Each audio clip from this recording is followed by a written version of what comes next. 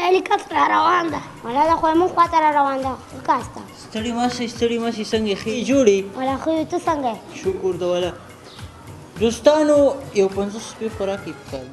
وای 50 روپۍ نو ته خو 10 روپۍ غوښتې اوس 50 روپۍ غواړې تا مازغه کار کوي وړه کوم چې ته ورسېده بوره کوم چې ته ورسېده بانجان کوم چې ته ورسېده نسوان هم اوس په 10 روپۍ دي رښتیا انټرنېټ پیکجونه په څو دي انټرنېټ پیکج په څو ده داسې چې څنګه دا خپل ریټونه چې کوي چې موږ هم خپل ریټونه چې وکړو چې راکړې خدای په نامه یو 100 روپۍ زه لا سمړه ماته نشته چې راکړې خدای په نامه یو 100 روپۍ ماته نشته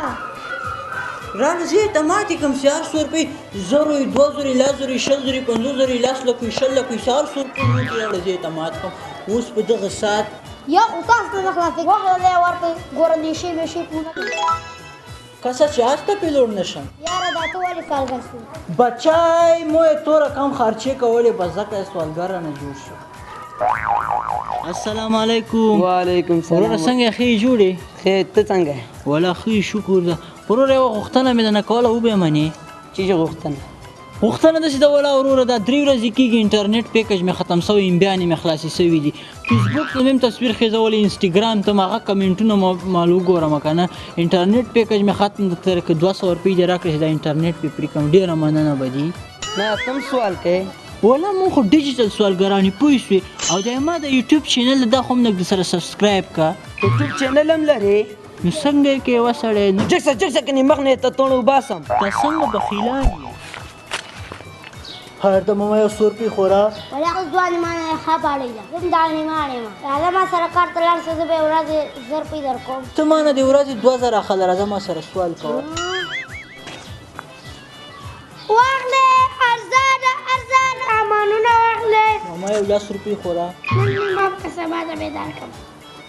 تاسې په دې سبا خو ما په دې مارکیټ کې 8 لکه روپۍ باندې دي کله به یې راکوئ راکه کنه خیر دی دا څو ورځې کېږي ډوډۍ خوند مې هم نه دلدلې بیخي مې سکلې نه ده چې څنګه خوند کړي څنګه چې مخکې خوند اوس هم هغه رقم خوند کوي ځه خیر دی مامای راکه ګوره مامای 10 روپۍ راکه ما دې ککر پرېږده که نه یار راکه ګورې السلام علیکم وعلیکم سلام څنګه ښې جوړې ولا ښې تاسو څنګه یې سلام علیکم وعلیکم سلام الله خیر څنګه ښې جوړې دا څنګه سپین سترګې سوال کړې دلته کور ته ما پسې راغلې ګر مالګر خبرې پرېږده نیکه ته خو سوال پسې نه یم کېنه راغلی نیکه کېنه یې ډېر ما سوال پسې نه یم راغلی کور کرایه پسې راغلی کور د ما د کور ورسره لکه هغه کور کرایه راوړه